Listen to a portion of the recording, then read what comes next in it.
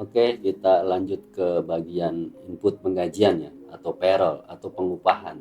Menunya ada di sebelah kiri. Di sini ada input penggajian. Nah, di sini ada namanya setting payroll. Setting payroll ini untuk apa? Di sini untuk potongan akun PPH. Jadi akun PPH-nya itu nanti secara otomatis akan dipotong dan akan dimasukkan ke sini. Ini untuk report accounting ya. Seperti itu. Dan ini untuk approval. Penggajiannya apakah butuh approval dari atasannya, misalnya dari direkturnya gitu, atau enggak. Kalau misalnya enggak, ini tinggal diganti tidak. Nah, terus email ini boleh enggak diisi kalau memang ini tidak, karena memang tidak terpakai.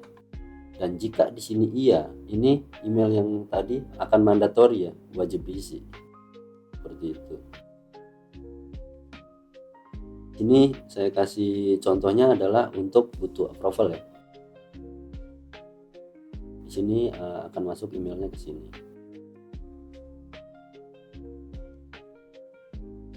Kita masuk dari pegawai tetap. Untuk input satu-satu kita lewat sini. Misalnya karyawannya hanya ada berapa orang gitu, bisa lewat sini. Misalnya kita mau bikin penggajian di bulan ini. Tanggal payroll biasanya tuh di belakang. Let's say tanggal 30. Untuk periode penggajian tanggal 1 sampai dengan tanggal 29. Seperti itu di bulan November 2024. Ini pembetulan pajak. Misalnya mau pembetulan 1, 2, 3 tinggal dirubah. Kita bikin di sini pembetulan 0 dulu ya. Nah, di bawahnya ini ada sektor benefit dan deduction. Benefit ini ada gaji pokok, ada namanya tunjangan jabatan, ada tunjangan pulsa. Ini akan muncul sesuai dengan kita punya kode akun. Saya kembali sini ya sambil kita buka. Ini ada namanya penambah, kita buka link. Misal di tempat kita nggak ada namanya tunjangan pulsa. Tunjangan pulsa ini tinggal kita edit. Kita bikin nonaktif.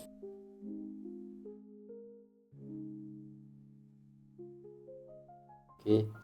Terus misalnya tidak ada namanya tunjangan kinerja. Tunjangan kinerja kita bikin dia nggak aktif.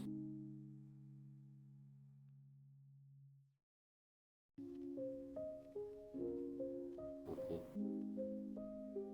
Kita kembali ke home. Masuk untuk saya mau kasih gaji si Richard misalnya.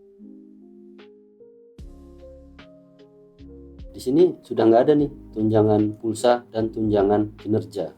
Jadi ini akan muncul sesuai dengan settingan penambah yang ada. Begitu juga dengan deduction ini. Deduction ini akan muncul sesuai dengan settingan yang ada di bagian pengurang. Kita masukkan di sini misalnya gaji 5 juta. Tunjangan jabatan 1 juta. Tunjangan masa kerja 500.000. Tunjangan transport nggak ada, rapel nggak ada, lembur nggak ada.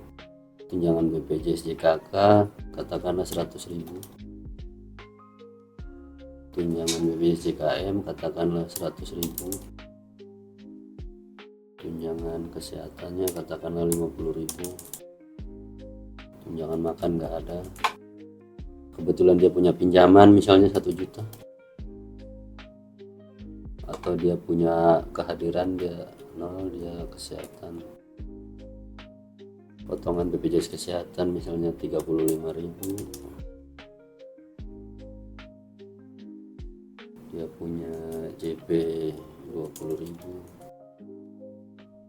Dia punya JHT 50.000. Jika seperti ini sudah tinggal simpan.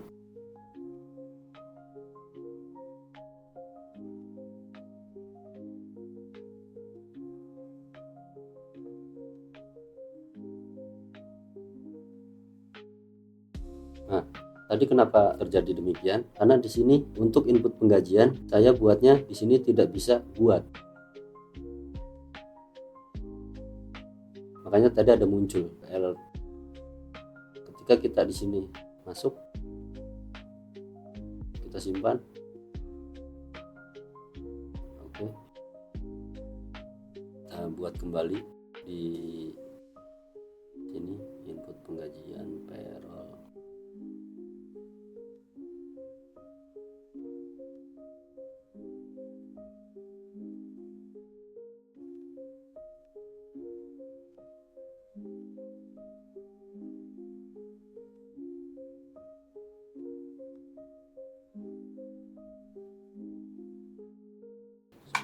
Kita submit.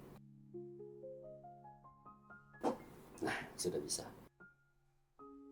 Nah, di sini kenapa sih kita bilang namanya one click gitu kan? Dengan kita satu kali upload ini semua data ini sudah akan terbuat. Misalnya data-data di sini untuk di kertas kerja, untuk di BPJS-nya, untuk di tahunannya di sini. Dan secara HR-nya di sini laporan bulanannya, secara personalnya ini semua sudah terbentuk. Laporan akuntansinya ini semua sudah terbentuk. Nah, di sini juga untuk analisisnya nanti di sini semua sudah terbentuk seperti itu. Tapi karena saya bikinnya di input penggajiannya ini setting payrollnya, saya harus approve ke email ini. Misalnya ini adalah email si direkturnya gitu kan. Jadi secara umum penggajian ini belum terrealisasi, pending lah. Jadi perlu diajukan dulu. Nah, ini kita klik ajukan.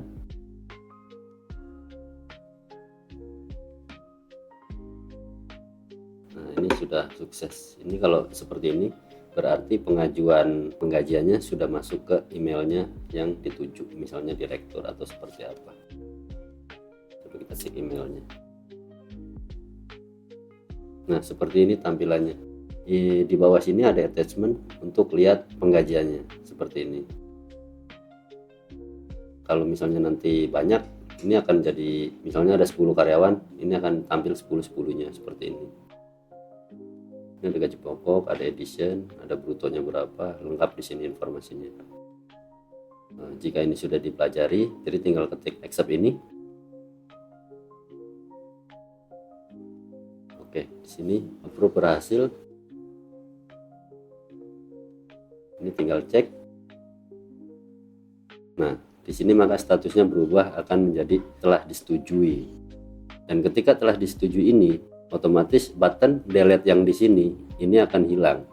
Jadi ketika sudah di-approve, sudah tidak bisa lagi di-delete atau diedit. Yang bisa hanya untuk lihat laporannya ada di sini, tinggal export, apa kita mau bentuk PDF atau Excel seperti itu. Ini tinggal kita klik di sini.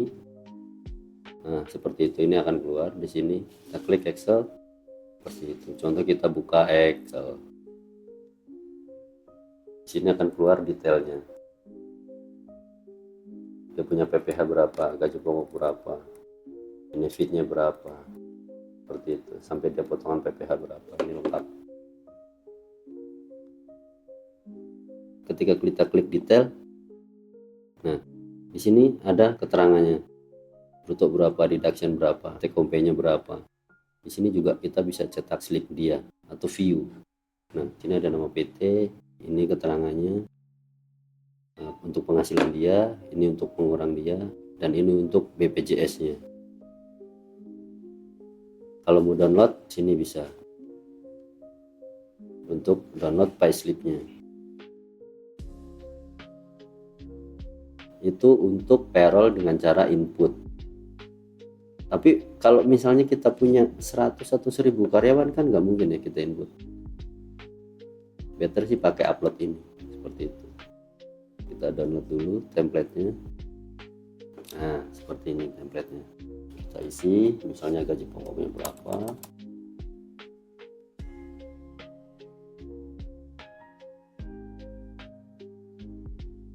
Ini sudah terisi.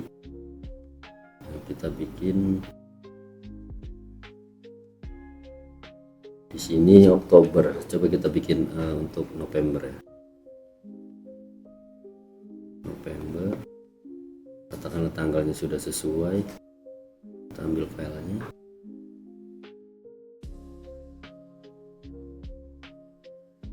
Di akhirnya kita ambil filenya di sini.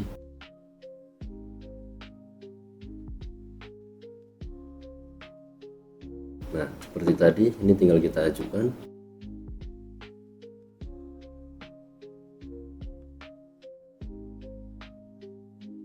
Ini dia emailnya. Kita accept.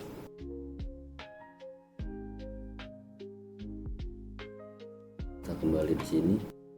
Dan ini refresh. Nah, selesai. Untuk payroll penggajian pegawai tetap selesai sampai di sini.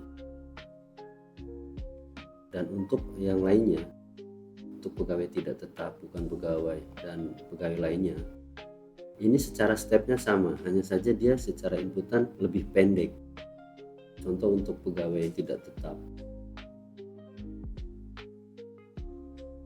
Contoh ini inputannya, dia hanya memasukkan berapa dia punya penghasilan. Seperti itu. Misalnya ini dia penghasilannya katakanlah 50 juta. Katakanlah dia bukan harian. Tinggal simpan dan sudah selesai. Ini jauh lebih mudah ya untuk prosesnya. Ini juga untuk import juga sama seperti itu. Jadi secara field yang harus diisi ini lebih sedikit. Nah, di sini dia hanya tinggal masukkan berapa dia punya penghasilan. Misalnya katakanlah ini kita bikin 30 juta, ini kita bikin 50 juta, ini kita bikin 70 juta, ini kita bikin 120 juta. Ini ketika udah selesai, ini tinggal kita upload. Contoh kita mau masukin di bulan Desember, Oktober.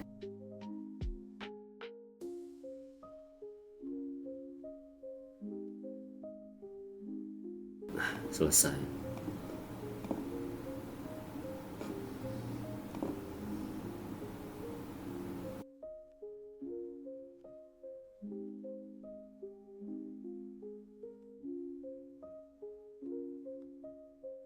Kita kembali. Nah, di sini statusnya sudah disetujui semua. Untuk metode penginputan atau pembuatan payroll atau penggajian sudah selesai sampai di sini. Next nanti kita ke report. Terima kasih.